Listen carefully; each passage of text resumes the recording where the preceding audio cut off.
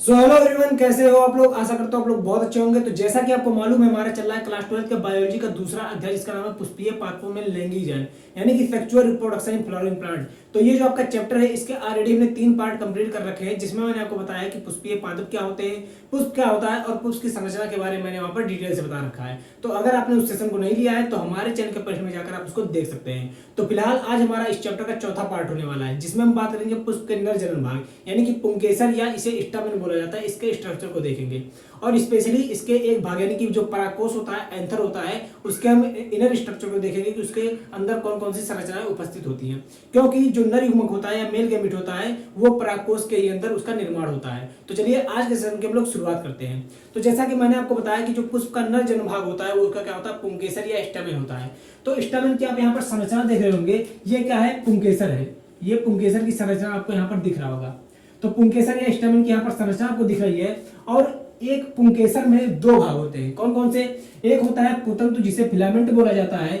ये क्या करता है, ये कहीं ना कहीं जो परागकोश होता है, दूसरी भाग उसको जोड़े रखता है, किससे, पुष्प के आधार से। तो ये फिलामेंट या पुतंतु क्या करता है, पुष्प के परागकोश को क्या करता है, आधार से जोड़े रखता है। फिर अगर बात करें दूसरे भाग की, तो दूसरा भाग क्या है, परागकोश है, जिसे एंथर बोला जाता है। तो ये जो एंथर है, इसी में ही कहीं ना कहीं नर युग्मक या मेल गैमेट का निर्माण होता है। अब आप देख सकते हैं इस परागकोश में कि इस परागकोश की 2 पालियां होती है। पाली मतलब होता है लॉब, यानी कि इसके 2 भाग होते हैं, एक लेफ्ट साइड में गिरा है, एक राइट साइड में गिरा है। तो यानी कि 2 पालियां होती है एक परागकोश में, एक लेफ्ट पाली और दूसरी क्या होती है, राइट पाली। क्लियर है इतनी बात। तो 2 लॉब होते हैं। तो हम बोल सकते हैं कि जो परागकोश होता है कैसा होता है, बाइलॉब्स होता है, यानी कि द्विपालित संरचना होती है। आपको अधिकतर पादपों में परागकोश द्विपालित ही देखने को मिलेगा, और किसी किसी पादपों में परागकोश जो होता है एक पालित भी देखने को मिल सकता है। क्लियर थी बात। तो ये रहा आपका पुंकेसर, जिसके 2 भाग होते हैं, एक परागकोश होता है, एक पुतंतु होता है। अब अगर बात करें तो परागकोश और पुतंतु आपस में एक संरचना द्वारा जुड़े होते हैं, जिसको बोला जाता है योजी ऊतक। क्या बोला जाता है, योजी ऊतक, या इसी को हिंदी में बोलते हैं कनेक्टिव टिश्यू बोला जाता है इंग्लिश में। क्लियर थी बात। तो योजी ऊतक क्या करता है, ये परागकोश और पुतंतु को क्या करता है, आपस में जोड़े रखने का काम करता है। इसके वर्क को आप लोग याद रखिएगा। तो ये पूरा परागकोश बोल सकते हैं पुंकेसर का बाह्य संरचना है। अब अगर बात करें परागकोश को, अगर हम अंदर से काटेंगे, क्योंकि इसके हमें इनर स्ट्रक्चर के बारे में जानना जरूरी है। क्लियर थी बात। तो अगर हम परागकोश को अंदर से काटें तो क्या होगा, परागकोश कुछ इस तरीके से अंदर से दिखता है। यानी कि परागकोश को जब आप अंदर से हॉरिजॉन्टली काटोगे तो परागकोश में इस तरीके की आपको संरचना देखने को मिलेगी। तो आइए देखते हैं यहाँ पर क्या क्या है। तो परागकोश के अंदर अगर देखा जाए तो परागकोश में ये जो प्रत्येक आपको यहाँ पर गोल गोल संरचनाएं दिख रही है, इनको बोला जाता है लघु बीजाणुधानी। क्या बोला जाता है, लघु बीजाणुधानी, या इसी को माइक्रोस्पोरेंजियम बोलते हैं। अब माइक्रोस्पोरेंजियम क्या है, तो इसी माइक्रोस्पोरेंजियम के अंदर ही क्या होता है, नर युग्मक या मेल गैमेट का निर्माण होगा। तो परागकोश के अंदर कितने माइक्रोस्पोरेंजियम है, ये पहली पाली हो गई, आपको ये पहला पाली दिख रहा है और ये दूसरा पाली है। यानी कि यहां से अगर बीच से काटा जाए तो ये एक पाली इधर होगी, एक पाली इधर होगी। क्लियर है। तो द्विपालित संरचना परागकोश की हो गई, और प्रत्येक पाली में आपको 2 माइक्रोस्पोरेंजियम या लघु बीजाणुधानी देखने को मिल रहे हैं। तो आप बोल सकते हैं ये पहला लघु बीजाणुधानी हो गया, ये दूसरा हो गया, ये तीसरा हो गया और ये चौथा। यानी कि हर एक पाली में 2 लघु बीजाणुधानी है। इस प्रकार से अगर बोला जाए तो एक परागकोश में कितनी पालियां होती हैं, कितनी लघु बीजाणुधानियां होती हैं, 4 लघु बीजाणुधानियां होती हैं। तो ये 4 लघु बीजाणुधानी आपके दिखाए गए हैं। अब अगर देखें आप तो ये लघु बीजाणुधानी के बाहरी तरफ एक स्तर दिख रहा होगा, एक लेयर दिख रहा है। इस स्तर को बोलते हैं क्या, एपिडर्मिस, या इसी को बाह्य त्वचा बोला जाता है। अब आप देख रहे होंगे ये जो बाह्य त्वचा या एपिडर्मिस है, ये हर एक लघु बीजाणुधानी के चारों तरफ सामान्य रूप से पाया जा रहा है, यानी कि ये पहले से ही मौजूद होता है। और ये जो ये बोल सकते हैं ये जो परागकोश की आंतरिक संरचना है या लघु बीजाणुधानी की आंतरिक संरचना है, ये कब की है, ये प्राथमिक संरचना कहलाती है। यानी कि जब एक बोल सकते हैं लघु बीजाणुधानी पूर्ण रूप से परिपक्व नहीं होता है, मैच्योर नहीं होता है, तो उससे पहले की ये संरचना यहाँ पर दिखाई गई है। आप जब एनसीईआरटी में देखते होंगे तो एनसीईआरटी में जो लघु बीजाणुधानी के अंदर की संरचना दिखाई गई है, जिसे हम बोल सकते हैं जो परिपक्व अवस्था दिखाई गई है एनसीईआरटी में, वहां पर आपको लघु बीजाणुधानी के अंदर कई सारी स्तरें देखने को मिलती है। जैसे टेपिटम देखने को मिलता है, मध्य स्तर देखने को मिलता है, अंतःस्थितियम देखने को मिलता है। तो वो क्या है, एक परिपक्व संरचना है किसका, लघु बीजाणुधानी का। अभी यहाँ पर जो है लघु बीजाणुधानी ये परिपक्व नहीं हुई है। ठीक है। तो ये परिपक्व होने से पहले की अवस्था है। एनसीईआरटी में ये बात नहीं बता रखा है कि किस प्रकार से लघु बीजाणुधानी परिपक्व होता है, लेकिन हम यहाँ पर उसको डिटेल से देखने वाले हैं, किस प्रकार से एक लघु बीजाणुधानी के अंदर उन स्तरों का निर्माण होता है। तो आइए फिर से एक बार देखते हैं। तो अगर हम क्या करें, किसी लघु बीजाणुधानी के एक भाग का अगर हम अध्ययन कर लें अच्छे तरीके से, तो वही प्रोसेस बाकी सब में भी पाया जाएगा। यानी कि एक प्रोसेस जो देखने को मिलेगा एक लघु बीजाणुधानी में, वही बाकी के लघु बीजाणुधानियों में भी उसी तरीके का आपको प्रक्रिया देखने को मिलेगा। तो अगर एक लघु बीजाणुधानी को हम यहाँ पर काट कर ऐसे दिखाएं तो यहाँ पर आप देखिएगा कि अगर इसे ध्यान से देखा जाए तो प्रत्येक लघु बीजाणुधानी में कोशिकाओं का कुछ समूह मिलता है, यानी कि सेल्स का क्या मिलेगा, कुछ ग्रुप मिलेगा। तो कोशिकाओं का जो समूह होता है उसे क्या बोला जाता है, ऊतक बोला जाता है। तो आप इन्हें ऊतक भी बोल सकते हो। तो ये जो कोशिकाएं हैं, इन कोशिकाओं का नाम होता है क्या, अधोस्तरीय कोशिका, या इसे इंग्लिश में हाइपोडर्मल सेल बोलते हैं। तो अधोस्तरीय कोशिका या हाइपोडर्मल सेल क्या है, जो इस लघु बीजाणुधानी के अंदर मिल रही है कोशिकाओं का समूह। तो इसे अधोस्तरीय कोशिका बोल दीजिए या अधोस्तरीय ऊतक बोल देंगे, तब भी कोई इसमें दिक्कत की बात नहीं है। क्लियर है इतनी बात। और इसके चारों तरफ आपको ये जो अस्तर दिख रहा है, ये क्या है, बाह्य अस्तर, जो कि मैंने आपको बताया कि पहले से ही हर एक लघु बीजाणुधानी के चारों तरफ उपस्थित होता है।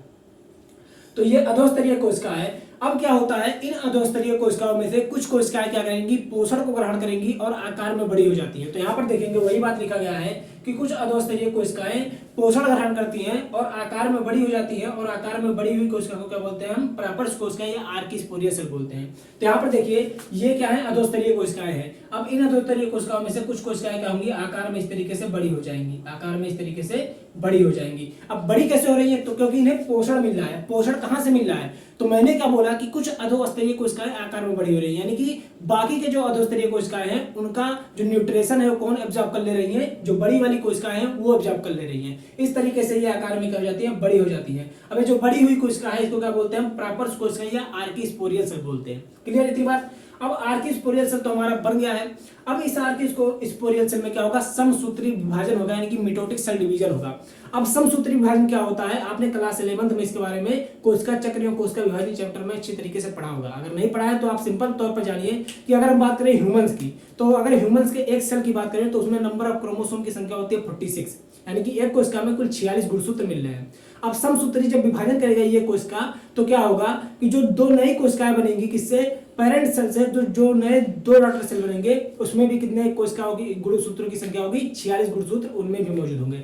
यानी कि जनक कोशिका में 46 गुणसूत्र है, तो अगर वो समसूत्री विभाजन करेगा तो कहीं ना कहीं जो पुत्री कोशिकाएं बनेंगी उसमें भी 46 गुणसूत्र मौजूद होंगे। तो समसूत्री विभाजन में क्या होता है, गुणसूत्रों की संख्या समान होती है। तो इसी तरीके से आप यहाँ पर देखेंगे कि जो प्रापर्स कोशिका क्या कर रही है, समसूत्री विभाजन कर रही है, जिससे दो प्रकार की कोशिकाएं बनती हैं। एक बनता है प्राथमिक भित्तिय कोशिका और दूसरा है क्या, प्राथमिक बीजाणुजनक कोशिका। क्लियर है। तो यहाँ पर आप देख सकते हैं, पहला है प्राथमिक भित्तिय कोशिका जिसे प्राइमरी पैराइटल सेल बोलते हैं, और दूसरा है प्राइमरी स्पोरोजेनस सेल या प्राथमिक भित्तिय कोशिका। अब ये जो दोनों कोशिकाएं हैं जिनका अपना अलग अलग कार्य होता है। अगर बात करें हम प्राथमिक बीजाणुजनक कोशिका की या प्राइमरी स्पोरोजेनस सेल की, तो ये क्या करेगा, इसका नाम ये क्या, बीजाणु, कहीं ना कहीं ये क्या बनाएगा, नर युग्मक के निर्माण में अपना योगदान देगा ये कोशिका। और अगर बात करें प्राथमिक भित्तिय कोशिका की, तो आप जो देखते हैं होंगे आपके लघु बीजाणुधानी के चारों तरफ जो अस्तरें मिल रही है कोशिकाओं का, उन अस्तरों का निर्माण कौन करेगा, ये वाला कोशिका करेगा, प्राथमिक भित्तिय कोशिका करेगा। तो आप यहाँ पर देख सकते हैं कि जो प्राथमिक भित्तिय कोशिका है वो कहाँ पर है, इस लघु बीजाणुधानी के किनारे की तरफ है। यानी कि आप यहाँ पर देखेंगे तो लघु बीजाणुधानी यहाँ पर दिखाया गया है, और ये जो बीच में कोशिका रेड कलर की दिख रही है क्या है, यह प्राथमिक बीजाणुजनक कोशिका यानी कि प्राइमरी स्पोरोजेनस सेल है। क्लियर है इतनी बात। और जो आपको साइड या किनारे की तरफ दिख रही है कोशिका, ये है क्या, प्राथमिक भित्तिय कोशिका या प्राइमरी पैराइटल सेल है। अब क्या होगा, सबसे पहले हम बात करेंगे प्राथमिक भित्तिय कोशिका की। क्यों, क्योंकि यही कहीं ना कहीं लघु बीजाणुधानी के चारों तरफ के अस्तरों का निर्माण करेगा। क्लियर है बात। तो चलिए शुरुआत करते हैं प्राथमिक भित्तिय कोशिका के बारे में। तो आप अगर देखें तो प्राथमिक भित्तिय कोशिका क्या करता है, लगातार समसूत्री विभाजन करेगा। यानी कि जो प्रापर्स कोशिका थी उसने एक बार विभाजन किया तो दो कोशिका बनी, एक पहला बना प्राथमिक भित्तिय कोशिका और दूसरा बना प्राथमिक बीजाणुजनक कोशिका। अब जो प्राथमिक भित्तिय कोशिका है ये क्या करेगी, लगातार समसूत्री विभाजन करेगी। यानी कि एक बार नहीं कई बार क्या करेगी, समसूत्री विभाजन करेगी।